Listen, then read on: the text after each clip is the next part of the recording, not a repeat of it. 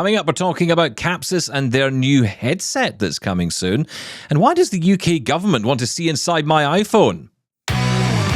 You're listening to Double Tap, your daily accessible technology show.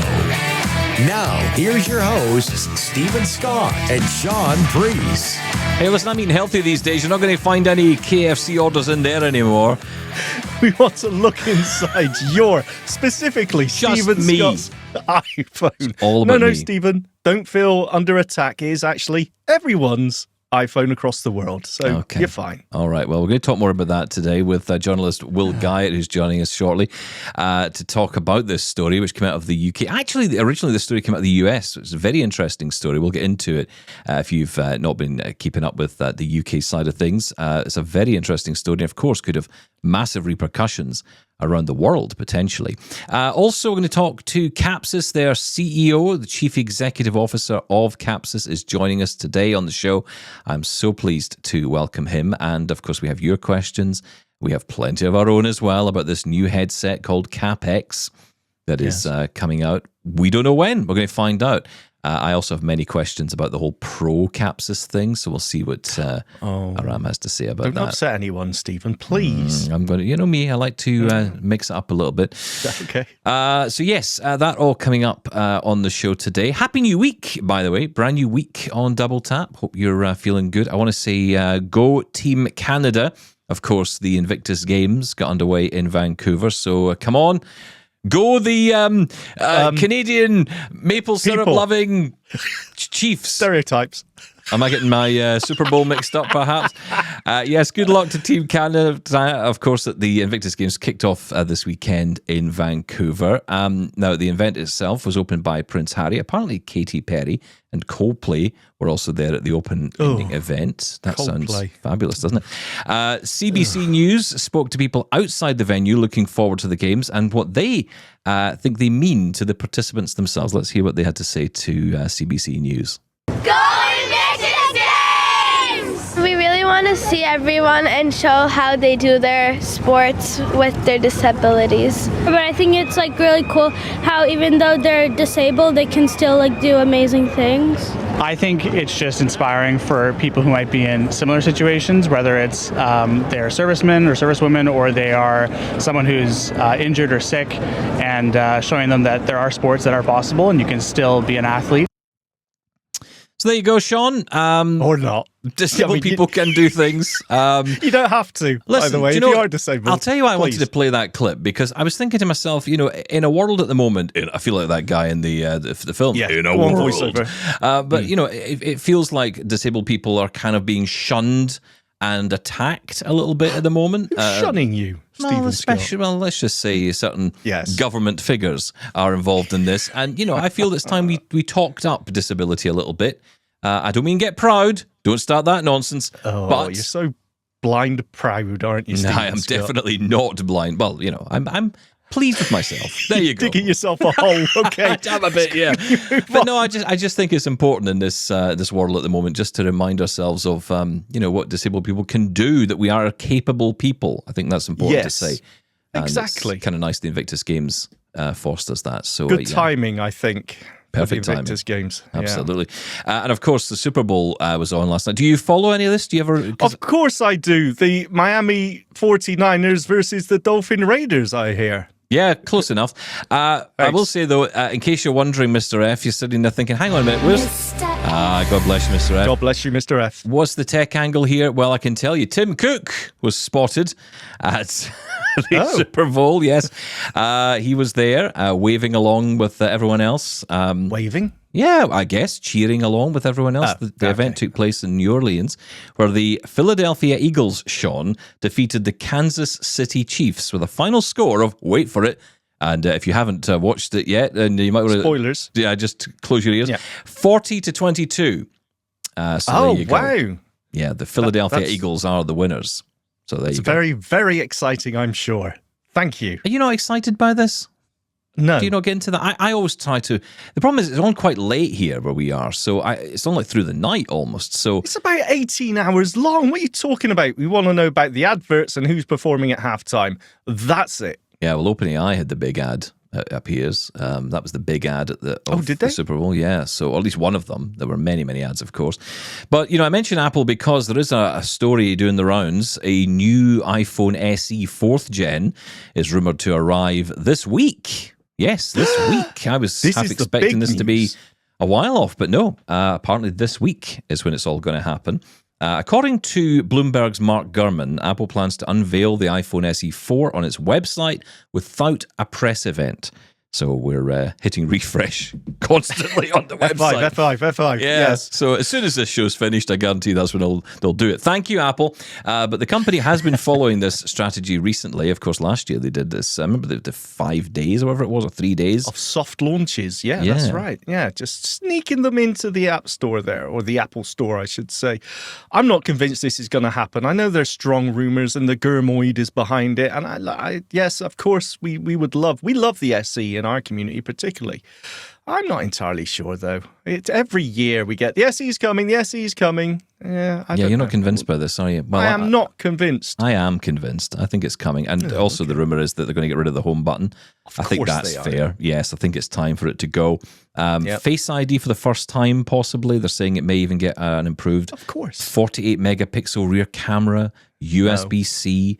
Apple's first 5G modem. This is interesting. It's kind of a quiet story in amongst all this. This is the first time they'll move away from Qualcomm for the radios inside the iPhone. Instead, it will have its own, the first iPhone to actually have that. So wait. Does the iPhone 16 not have its own? I don't think so. No, I think it's still Qualcomm in there. This would be the first 5G modem from Apple directly, yeah. Oh, that will be cool. Don't believe it. Just also to whet your appetite in case you think there's more coming. Apparently, iPad Air and MacBook Air stocks have been dwindling in Apple stores. This often tells you that something is around the corner or they're just selling out. And it could well be they might be getting the M4 chip. Well, the iPad Air and the MacBook Air for sure. But we'll see. Of course, the rumor is the iPhone SE is really the big story of the day. Will it happen though, Shaun Preece? You don't think so? No, it will not happen. Okay, fine. All right, what's the timescale? They're saying this week, right? Saying this week. So, the rumor is February 11th. So, Tuesday, we shall see. Of course, we'll bring you all the news here on Double Tap. I'm going to eat my words. Get it. Yeah, I think you might be. Okay, let's move on because this is an interesting story. The UK government has demanded that Apple provides access to encrypted user data stored in iCloud, sparking a major privacy battle over digital security and government surveillance. I want to talk to someone who knows plenty about all this, and that is tech broadcaster and journalist Will Guyatt. Bringing him in here to talk about this. Will Guyatt, great to have you here on Double Tap. Yeah, thanks for having me. So what's this story all about? What is the UK government out to achieve here? Well, the most intriguing thing about this story is it came out of the US. It was reported from the US, and the UK government and Apple have both declined to comment at the moment. But this is the suggestion that under a piece of law that came in a year or so back, the UK government has now specifically asked Apple to give it some kind of backdoor or channel through encryption through iMessage and on Apple devices. The idea that the UK government would be able to have free and open access to what people are posting or saying, which is currently encrypted. Okay, so this is information that is on our phones that, am I right in saying if encryption is turned on, not even Apple can access? Yeah, no, you're absolutely right. At the moment, it's end-to-end encryption. So even Apple don't have codes or keys or any route of unlocking this. And this is from a UK bill that came in a year or so ago called the Investigatory Powers Act. And at the time, we were all looking at it and going, this looks quite far-reaching if anybody actually tries to pull this off. And with the recent change of regime in the UK, it's actually a huge surprise to many that the Labour Party, who typically have been more collaborative with tech companies and best way to describe it is rather than beating them repeatedly over the head to drag them to the table, have at least been trying to have constructive dialogue. So the suggestion that they've essentially now said to Apple, we want this open route in through your encryption. So if we've got a valid court order, and this is the most important thing, they'd need to have a valid court order to go and start snooping around in your device. But as I'm sure we'll get into over the next couple of minutes, there's all kinds of reasons why this is a very problematic request. And it seems almost unbelievable it's come from the UK first.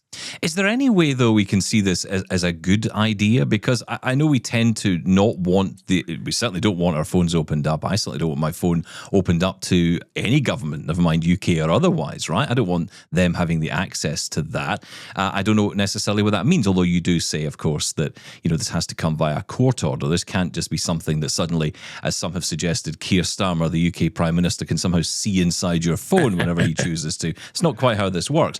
But is there anything here that is that we can look at as a good thing about this? Because ultimately this is about online safety, isn't it?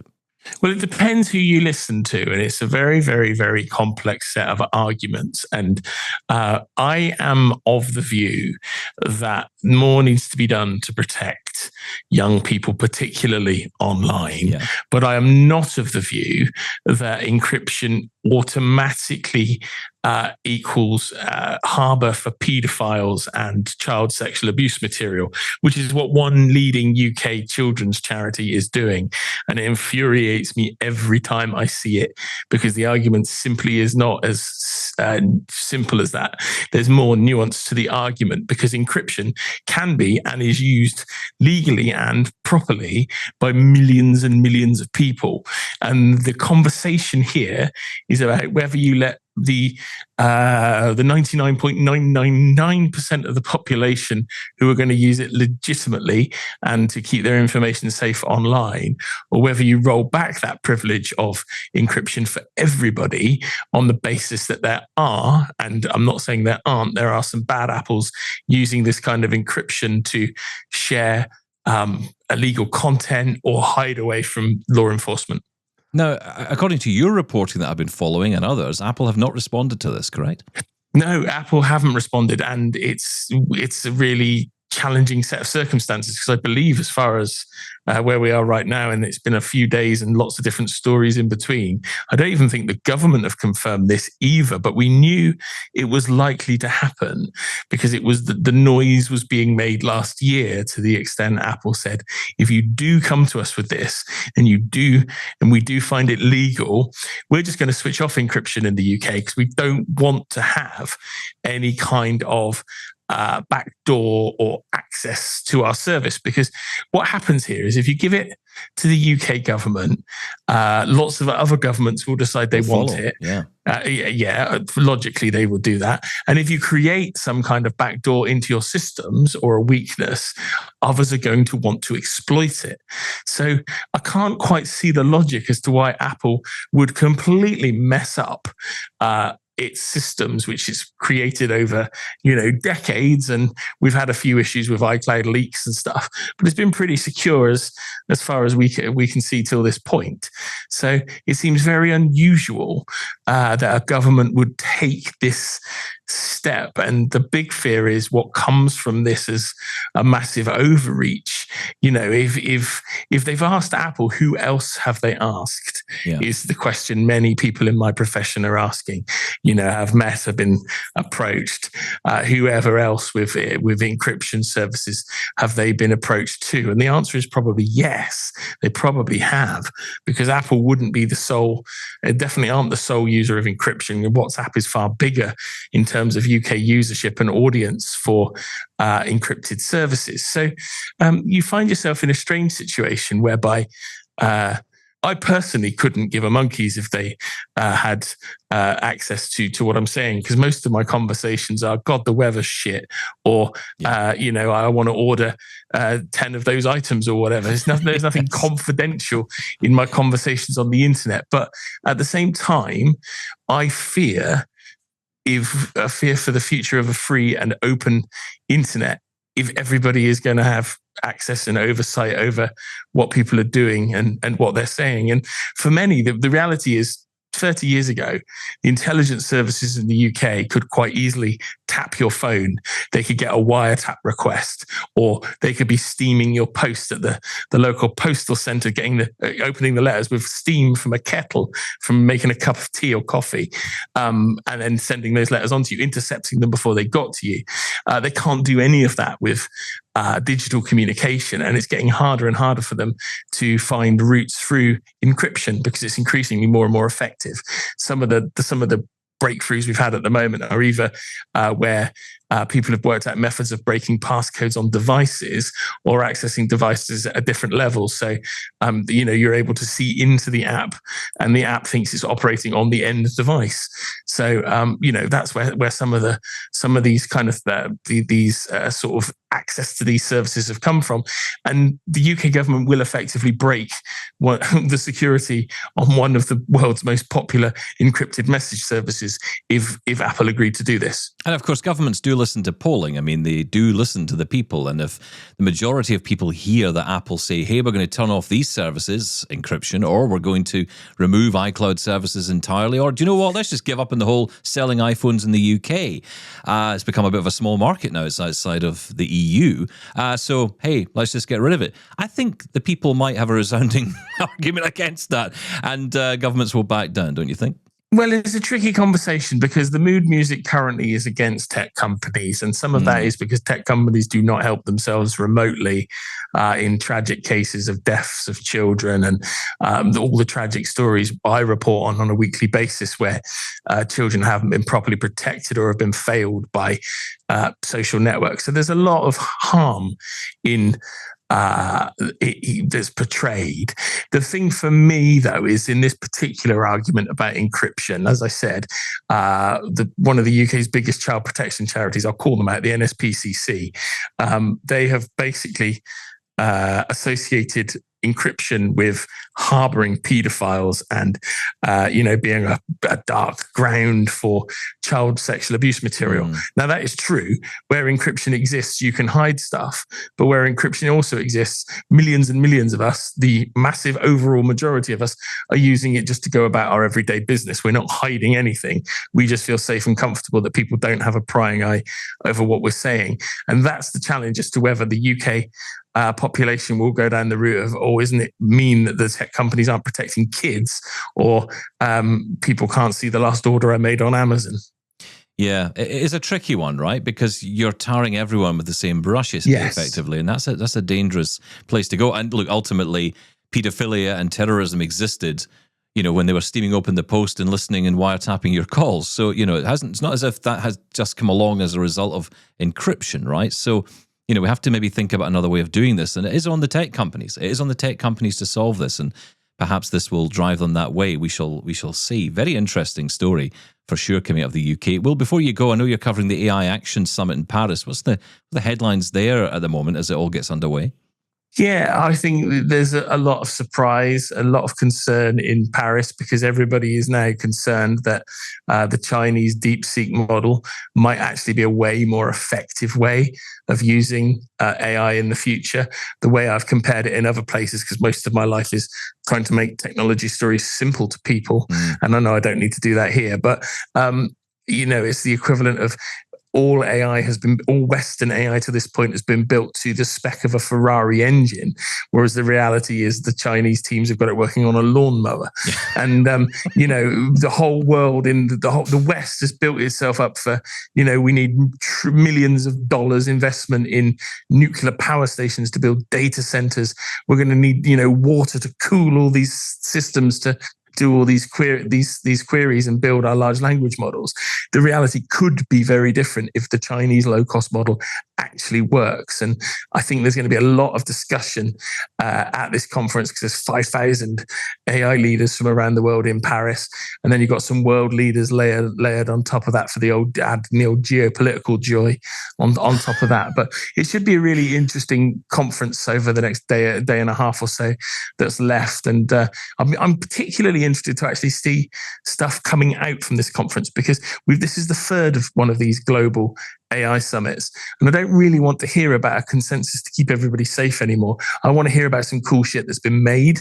That's the thing. I want to hear about some exciting news that comes from the development of AI and what countries and organizations are making. Yeah, I mean, we did see Meta on Friday announce, not so much announce, but show off a robot which, can clean your house. I personally would happily have that around here. Although my wife and I did watch Megan at the weekend, and she has told me absolutely no way are we getting a robot in this house. But I want to mention this as well because Sam Altman, of course, the CEO of OpenAI, was talking at a panel discussion on Friday called The Age of AI at the Technical University of Berlin. And he said that he predicts the pace of AI's usefulness in the next 2 years will accelerate markedly compared to the last 2 years. Let's listen to this. I think we do need to have a high level of robustness and predictability and generally accepted safety for AI models. But also, users are sophisticated and they understand, again, a lot of people use ChatGPT for important stuff. And on the whole, they understand super well when to trust it and when not to. And yeah, probably most of them couldn't go train it, but that's okay. That's the economic value exchange of the world. Some people build something, they understand enough about how it works. We don't understand it perfectly, but we understand it surprisingly well. And the beauty and our job and what we get paid for is we want to make it so simple to use that you use it, it delivers great value for it, and you don't have to think about every detail of the training process. So speed versus safety is going to be the new argument, I guess.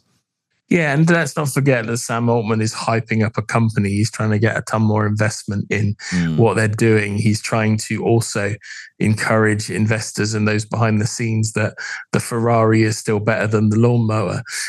So we're finding ourselves in an interesting space when it comes to how quickly AI. Oh God, what a day I've had AI. An all day for you. How quickly AI will develop. It's not going to get any easier, is it, this week? That's for sure. Will Guyatt, great to talk to you. Thanks for coming on to Double Tap. Thank you. So interesting, Shaun, right? I mean, it's an interesting development. Of course, AI Action Summit in Paris, the UK government story, take your pick. I mean... It's terrifying. That's what it is. Yeah. And it's so difficult to sort of argue against. As soon as, will somebody please think of the children? Yeah. It feels like you can't argue against it because, of course, no one wants to see any harm coming to any vulnerable people at all. But it does spring to mind is it Ben Franklin, the giving up liberties for security or safety. I don't know. It does feel like an overreach to me. I think Will is absolutely right. It will just be okay. We'll turn off encryption in the UK. Well, tell us what you think about all of this and tell us your thoughts on all the stories. We'll get to your feedback, of course, tomorrow on the show. But up next, we're going to be learning all about the new KapX headset from Kapsys. Their CEO joins us next. First, though, find out how you can get involved in the show. Get in touch with Double Tap. Email feedback at doubletaponair.com. Leave us a voicemail at 1-877-803-4567. And now you can send an audio or video message to us on WhatsApp. That number is 1-613-481-0144. Okay, Shaun, time to talk about Kapsys. I'm very excited about this because, as you know, we told you the story about Kapsys announcing at CES this new headset called KapX. And I'm very excited today to bring on a special guest to the show, the CEO of Kapsys, Aram Hekimian. Welcome to Double Tap. Hello, everyone. Thank you for inviting me. Hey, listen, it's great to have you here. I'm so glad you're here because everyone wants to know about KapX.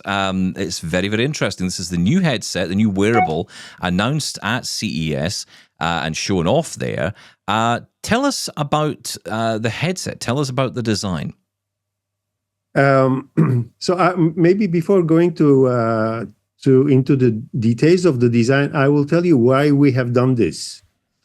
There is approximately 40 million blind and additional 280 million people living with severe visual impairment. And unfortunately, there is only 200,000 guide dogs in the world. So a lot of people left with no solution to be free to walk safely outdoor. So this is the reason why we thought since 2019 to make this happen. And we came to CES to demonstrate this. So the KapX has two parts. One on the head that you can wear like headphones, except that it's equipped with a camera, and you have the box which you can fold and charge it in the box. But also all the processing is done in this box, so you don't have any internet connectivity. Everything is on board there, so you can use it anyway, anytime, with 4 hours of full operational time.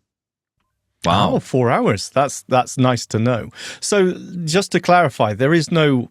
The headset isn't hardwired into this box. It is still wireless, or is it a wire? It's wireless. We have multiple wireless connectivity, Wi-Fi, a Bluetooth. But you can also, we have an additional Bluetooth that you can connect a smartphone on your headset and use it as a regular headset because you already have this on the head. Yeah, and that makes sense, right? Now, of course, a lot of people will have been aware of the Kapsys name. For over the years, you've been developing lots and lots of different types of mobile handsets. For those who maybe aren't aware, talk a little bit about that lineup, because you've been doing this for a while. I mean, I looked back and I saw, going back to 2004, a number of smartphones that you were developing then. Tell us about the evolution of those. So we have started with, we have been the first one to make a smartphone with the keypad. And actually, our designs are based on Android. And unfortunately, when you are back in that time, the Android accessibility were not really thrilling, if I can say. Yes, we'll go with that. Yeah, we get you. Yeah, we can go with that.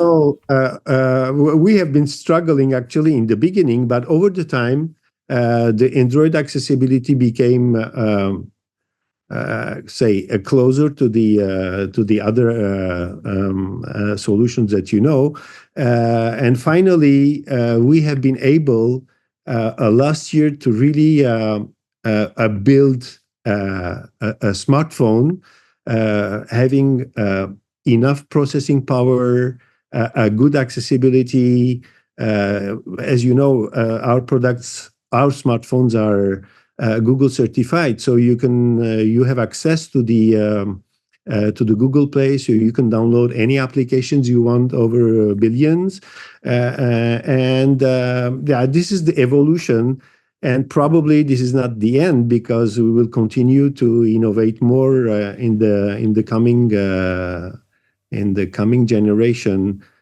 Because the AI now is everywhere, so you're going to find the AI as well in our phones. Oh, very nice. What made you move out of that sector that you've been so used to in smartphones and think? I mean, you mentioned the reason why you've moved on to this, but what made you think you could change sort of direction and move on to a mobility aid? So we are with the visually impaired, specifically the blind, for now over 18 years. So we understood well the needs they have to be independent. Just to remind you that our first product back to 2007, it was a GPS navigator made for visually impaired. It was a matchbox, and all the user interface were based on the audio, so voice commands and TTS. So the mobility were something very. We were very known in the mobility of the visually impaired. So then we went to a smartphone business, but the mobility remained a very important point for us, for the visually impaired. And with the AI improvements, the research, the applications, we felt that we had to go back to the mobility of the visually impaired, because the key issue here is that without the AI models, you cannot build KapX, and we were not able to do it years ago. And one of the reasons that we came back on the market with this innovative mobility aid, orientation and mobility aid, I would say, is because we have been able to build a product with AI. Without AI, we will not be able to do this, or it will not be as appealing as what we have done anyway. Yeah, you feel that the power of AI is such now that it's much more capable in this field. It's much more able to assist.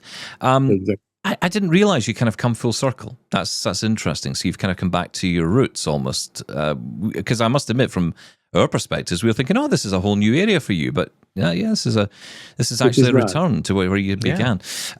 Okay, so let's talk about the specific features of this device. So, essentially, is that, bone conduction style headset, right, which you're wearing around the back of your head? It is not bone conduction. It's not bone conduction. Okay. It's air conduction.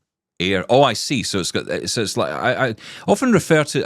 I always go back to the Shocks headphones, or the AfterShocks as we used to call them, of course those are bone conduction. But they now have this open conduction option as well, which kind of, as you say, just puts air in. Essentially, it's firing the sound into your ear. So that's how these work. Exactly.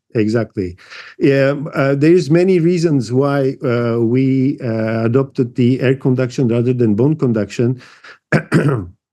One of the reason is the vibration. The bone conduction is basically the vibration you generate, and we thought that for 4 hours, and specifically when you increase the volume, I think it's going to be a little bit. You could say distracting, irritating. Yes, for the people. But there is also another reason why we use the air conduction, because for guiding the person as a very efficient way, we are using a 3D spatial sound. And 3D spatial sound with bone conduction is pretty difficult to generate, because it's a perception of the what you hear. We can probably cover this later on a little bit more, but this is for two reasons we opted for air conduction rather than the bone conduction. Yeah, I would prefer that. I'm not a huge fan of bone conduction, as you said, for an extended period of time. I do find it sort of irritating, to be honest. So I think that's a good call. I'm interested in, because you mentioned AI and the evolution of AI making this technology possible. So for me, the thing that I really want, and I think in our community, is something that can recognize obstacles and alert us to obstacles as we're just walking down the sidewalk. So is this handled with the KapX? Yes. Maybe I will answer to the questions, Scott's questions. What are the main features of the KapX? Actually, we have two main features. The first one is the make sure that the visually impaired will be safe. So we guide them to avoiding all the obstacles, not only obstacles on the ground, but obstacles up to the man's height. The second is the scene description. So we can describe the scene to the user with a special way to decrease the mental load as low as possible, because that the blind, they want to hear what is around, so they don't want to be 100% focused. on what are you going to say. So we wanted to say a very concisely and very shortly all the elements around without being very verbal, if I can say. So we use for this the 3D TTS. So all these are working with the AI actually. So how we do all this together is we model the environment in 3D point cloud. So and once you have the point cloud with distances, because we are able to measure the distances with a single camera. Every single elements you have around you, we know the metric distances. On top of it, what we add is the semantics of this point cloud. We know that you are on the road, or how do I say, the sidewalk, or on a crosswalk. It's already in the model. So we are using the semantics of the environment with the camera, and this is behind, of course. All this is the AI models. Wow! So we know exactly if you are in front of an obstacle, and what kind of obstacle. You have a fixed obstacles, moving obstacles. If I take, for example, a person, you know that the person can be in front of you, but the distance can increase or decrease. So if it is decreasing towards you, it means that it's a danger, but it's increasing. You don't care about these obstacles. But on the other side, you have fixed obstacles like, I don't know, on the sidewalk, you might have bicycles or chairs or tables or benches or whatever you may find on the sidewalk. Then we will recognize all this.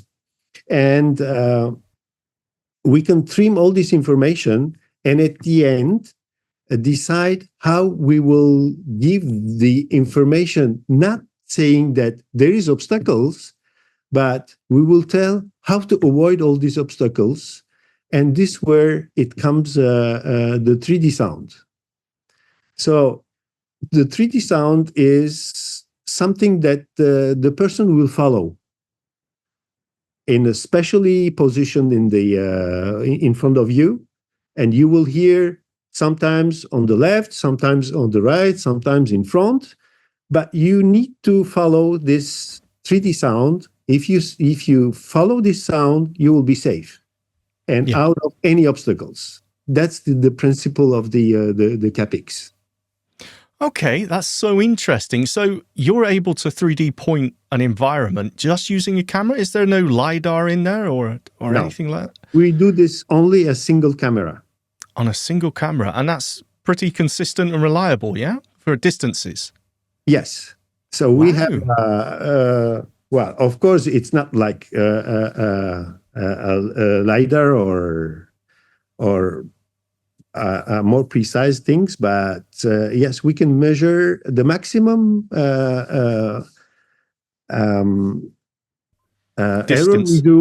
error we do is about 5%. Okay, that's incredible. And the AI is running, again, because the big thing here is that this is standalone. This is all self-contained, no data connection. So you're running an AI model on the device itself in that box. Actually, we are running two different models in parallel, and we construct all the elements we want to construct from these AI models, providing that the entry is a single camera and the capture from this camera. So we don't have anything else. It's only camera based. That's very impressive. And how quick is the response? What's the refresh rate? How often does it map the environment in front of you? We are able to make decisions every 200 milliseconds. which if you compare, because we are not in the car industry, so people are walking. So approximately you walk 1 meter per second. So every 20 centimeters that you advance, we will be able to have a decision and detect everything, guide to avoid the obstacles and find the safest way for the user. Wow. Okay. That's very interesting. I want to bring in a question, or actually a couple of questions we've had from one of our listeners, Darren, who's been in touch. Let's hear his questions, if you can respond to these on the other side of this, Aram. My questions are, will it have text detection? I presume it's got a camera on it. Will it be able, obviously, I believe it can describe scenes. Will it be able to read things in the future? I presume it will have software updates. The reason I'm a bit skeptical about the Kapsys is I've spoken to someone who was referred to me by an organisation I belong to called Living Without Sight. I won't name the gentleman's name because I haven't asked his permission to do so, but he told me he had a Smart Vision 2 for several years and there wasn't a single software update.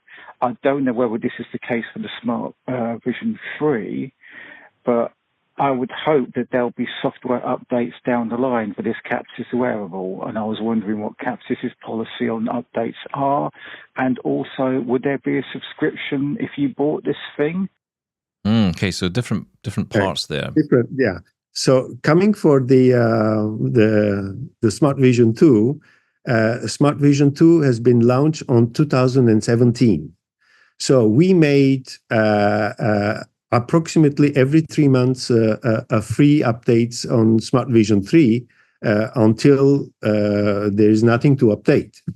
So the updating free of charge is our policy, and this will not change anyway in KapX.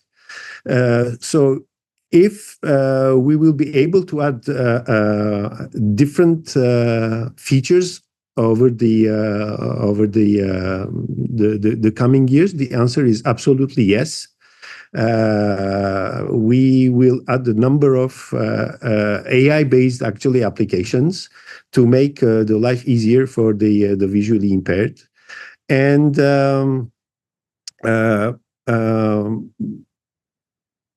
will it be on subscription base? The answer is no. Because we have nothing more, because we are not using third-party platforms, we are not connected to a server that we have to pay royalties. So everything is developed in Kapsys, and everything is embedded in, as you have seen in the configuration of KapX. So no, there is nothing to pay more than when you buy it. That is often the concern for people, isn't it? I mean, we've seen this time and time again in our community. Products come along, great products, and then they struggle to be maintained because once everyone's bought the product, and it's a small community, and that's a challenge as well, you essentially are running out of options to keep the software going. So how do you develop that? Essentially, you taking the money that would be coming in for this product and using that for future development? Is that how this works for you? Yes. Yeah. Yes, exactly. Our business model have been always buy the product and forget the difficulties, and we will be always there to resolve the difficulties over the time. So no worries about that. We will improve. Of course, we will not be, how would I say, free from defect. But we have always assured our customers that we will be able to upgrade the software to fix the problem. So even if it is hardware, we will do it with no question. Yeah. So we have been from 18 years our policy, and it will still remain the same. I just also want to clarify something, because I think there can be I must admit, I thought this at first as well, that in order to buy the KapX, you needed to use a Kapsys phone.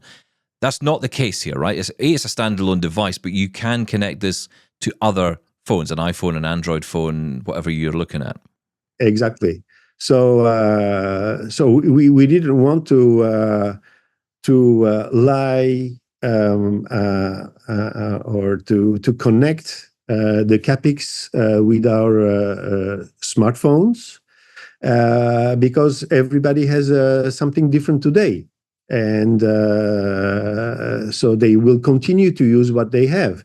So what we want is to open the connectivity over Bluetooth to the headset, and then you can use the headset as you use today your iPods or whatever you use, and you will be able to add the features you want on your own on your device. For example, if somebody wants to use the iPhone with any applications related to the to navigation, they will be able to do it. So there is no question about this. So it's totally, the KapX is totally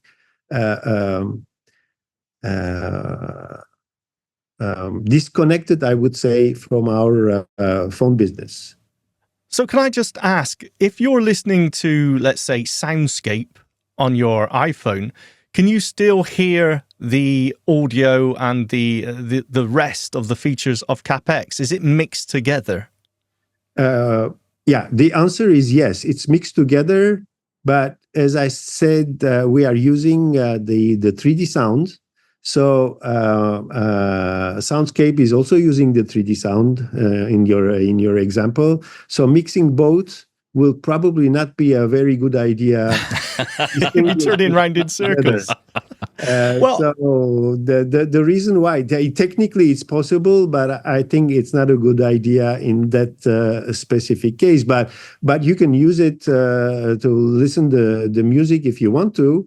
However, when we have instruction to give, we will cut the music and give our instructions. So I don't know if our friends will be very happy the way that it will work at the end of the day. Anyway, they need to have the ears open to detect what it's happening surrounding them. So I think, well, theoretically, I would say yes. Practically, I'm not sure that they will use it. Okay, that's cool. Can I just ask about the 3D audio you're using to navigate around objects as well? Can I also, if I wanted to, get a description of the object, the obstacle that was in front of me? For example, if it suddenly alerts me that there's an object I need to navigate around, and I think, hang on, there shouldn't be an obstacle here. You know, I know this well. What is it? Can I get a description of what that obstacle is as well? Yes, you can have the description on demand. The way that we describe the obstacles or the elements, not necessarily obstacles. For example, we can also detect the stairs and tell you that there are stairs in that direction, which cannot be considered as obstacle, but as an information for the user. All this we are able to detect and notify to the user. The way that we notify the description is based on the 3D TTS. What is it? Is that to reduce the mental load of the user, we just say, for example, bicycle at 3 meters.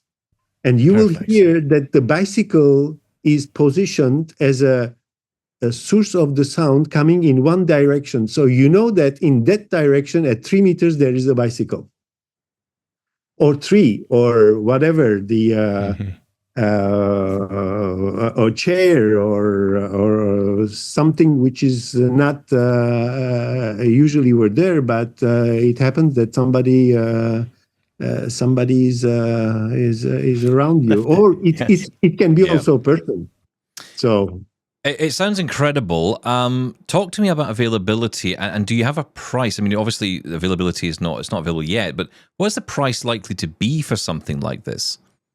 To be honest, we haven't decided yet the price, but I can give you a guidance. The price will be around 3,000 euros. Sorry, 3,000. I got excited there for a second. So 300. Sorry. So it's going to be around 3,000 with no subscription, with no additional expenses. Now, just to be clear, you're in France. So is that in euros? Is that 3,000 euros or $3,000 US? It's 3,000 euros. I'm talking, but the US dollars are the same. Canadian dollars is probably different, but So basically, you take it as 3,000 euro when we will launch it.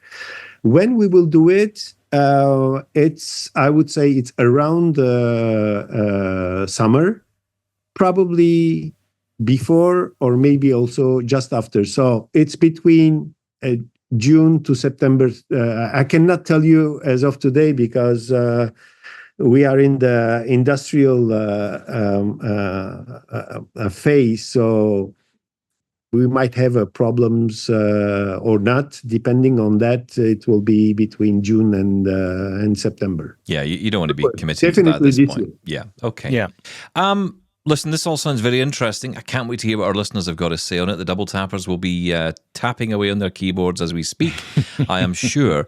I want to ask you, though, while I've got you, specifically around Kapsys themselves and the Smart Vision 3.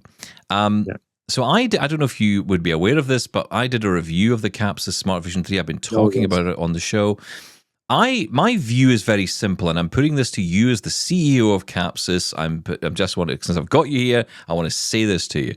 I think this Smart Vision 3 is a genius phone. I love it. I love the way it operates. I think it's wonderful. There's one thing that irritates me about it. It's not powerful enough. It needs more power in it. What I need is a pro version of that phone, something that might lure people away from using the iPhone or even an Android phone, a standard Android phone. Is that ever likely to be in the works? Yes. The answer is yes. Wow. And I wasn't expecting that. Yeah, no, mate. I give you the hint that because for me, the future of the smartphone is AI-driven. So AI-driven means that you need the power of computing, which is much more than what we have today.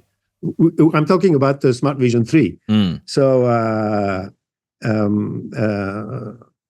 we will announce probably, I cannot say the date, but it's in the pipe. That's all I can say. Okay, that's very, very interesting. Stephen, you stumbled on a exclusive. There you go.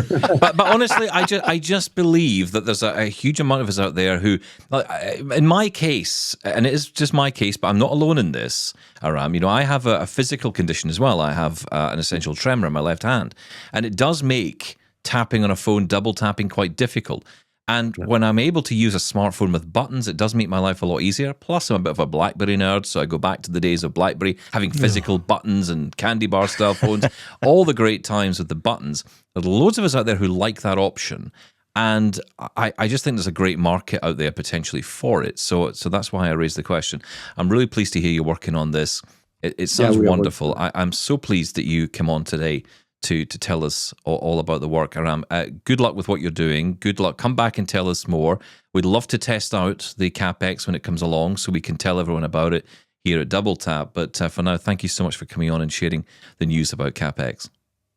Thank you so much. It was a real pleasure to be with you, and I hope that I will soon will give you the definite date when it will be available, and hopefully you can also test by yourself if it is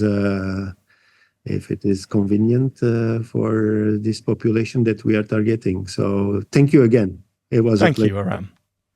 Great to hear all about the headset. You know what? I know the first thought that runs through my mind when I speak to Aram there. And it was initially when he said 300, I was like, oh, and then he said oh no, sorry, I meant 3,000. Oh, damn. Of course it's 3,000. I mean, look, again, this is a standalone device, just like the Envision are standalone.